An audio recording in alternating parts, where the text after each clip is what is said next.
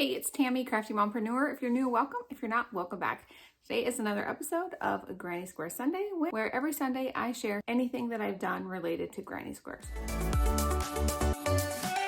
Currently, we are crocheting through a modern guide to granny squares, and every week I crochet at least two, but like this week, sometimes one granny square from this book. It just kind of depends on what I have going on this week. In today's episode, I'm going to be sharing with you the one granny square that I crocheted from this book, but I'm also going to share with you two granny square projects that I completed this week. So just a couple things to cover, so this might be a shorter video than usual. Let's just get into the video. But a special shout out to my daughter for doing my nails. She does such an awesome job. They're Valentine nails this time, and I love them. So in last week's episode, I told you that I was going to be crocheting this granny square. This is the sorbet square, skill level 1, fairly simple, just a simple granny square done in a diagonal. And I will tell you that I don't love color changes. Color changes, I'm just not a fan.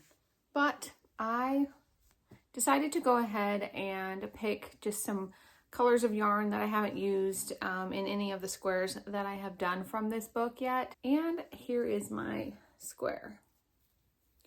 I didn't follow the pattern exactly as far as like to do this color exactly this way, because I wanted to use this variegated yarn that I had.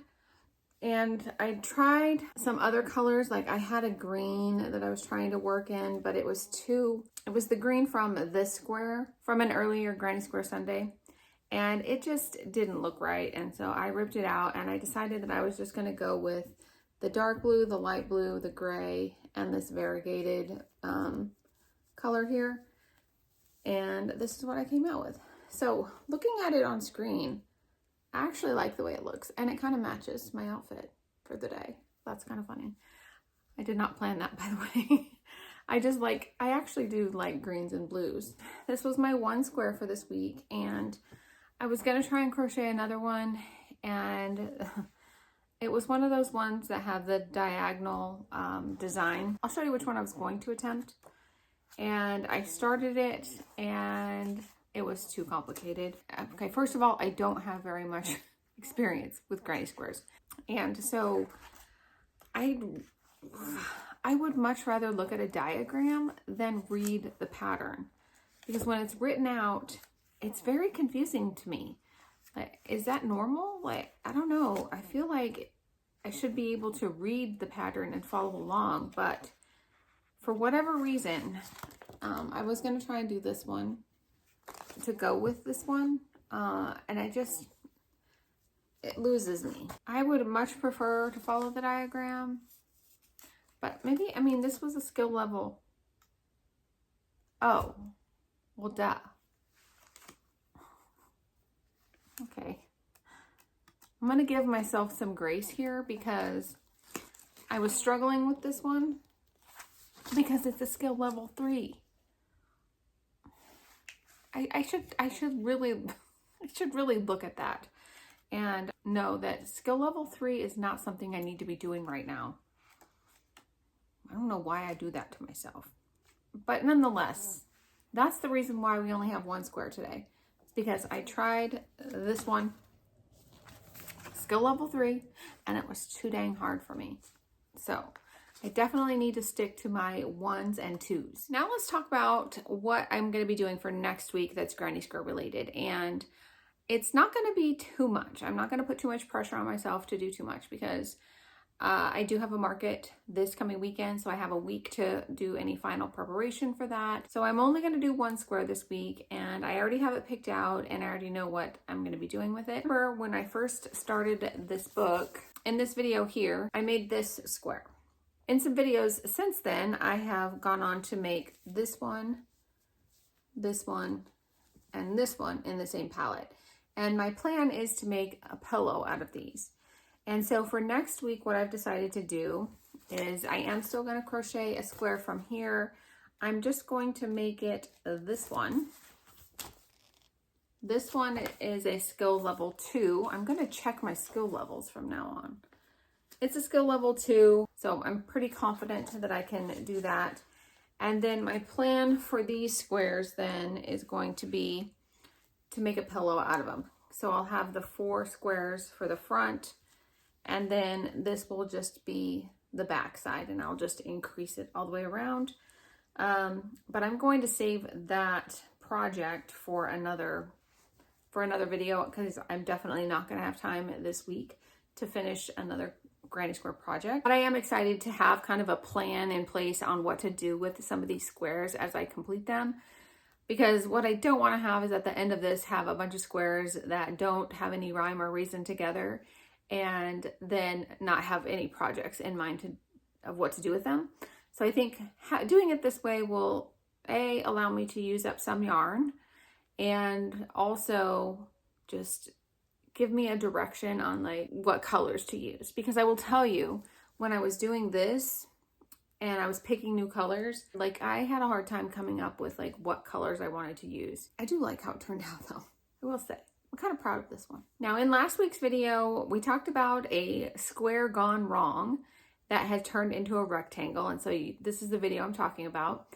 And I told you that I had a project in mind for it. I'm going to show you that project because I did get it finished. I will be forever reminded of that square gone wrong, but I turned it into something that I'm going to be able to use pretty much every day.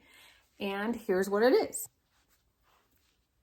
I bring you my Clorox wipe cover that now operates as my scrap yarn bin. So as I'm crocheting, I will put my scrap yarn in, I'll put my scrap yarn in this, because I was just putting it in like this, it was all, let me be honest, it was all over my counter. And so it was making kind of a mess, and then I would just get it balled up, and then I have a bag that I keep it in. But I can keep this cute little bin at my workspace, and it's not just some Clorox wipe bin. So my imperfect granny square rectangle has become like my little scrap yarn holder. Just all I did was I added a border around that square, and then I think I did half doubles over here to like join them. So I'm kind of proud of this little project, and I found something to do with it. So that's that. And now the long-awaited work in progress bag update that you have all been waiting for, I'm sure, right? It's finally done. I finally finished the work in progress bag, and it's already got a work in progress project in it. Here it is. My work in progress bag. Currently it is holding my Anchor the Octopus 8 tentacles. We're going to go ahead and take this out so I can show you how I finished it off. So here's Anchor's almost done. This is a project for this week. But, so what I did, these are all the granny squares. Not all of them. These are granny squares from the Claire Montgomery Granny Square card deck. And I ended up, if you caught last week's episode, you knew all I really needed to do is to sew in the lining. And I ended up just doing it by hand because my sewing machine, I didn't want to chance it. And so yeah, I just hand stitched all the way around the edge. I did not weave in all my ends. I know that's gonna make some of you guys like cringe, but it's a work in progress bag, and I don't anticipate anyone ever really caring. So far I haven't had an end come out, and I've been like toting this around. So I'm pretty proud of my first Granny Square bigger project. I mean, I've done just like a tote bag for my youngest daughter, but as far as like making a bag like this, pretty proud of it. And it can hold 2 skeins of the Burnett blanket yarn. Pretty good. This is like one of those bigger skeins, so this is kind of a bigger one. And then 8 tentacles. I stuffed 8 tentacles in there. So it's a decent size. Let me put these back in there.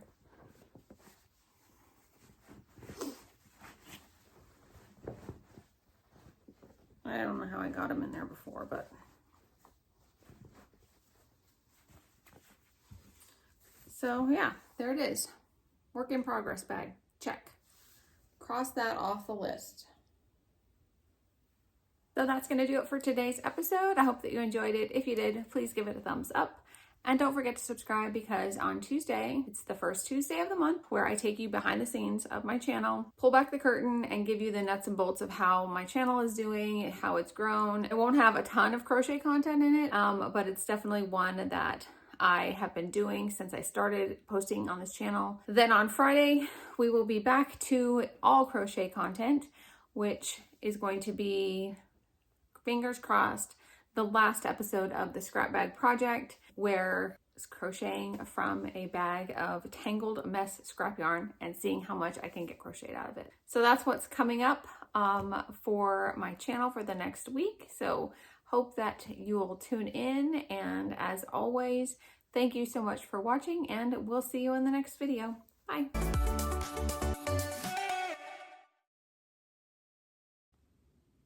No, that's wrong. My imperfect granny square rectangle. My imperfect granny square rectangle. Okay, that is what's up for the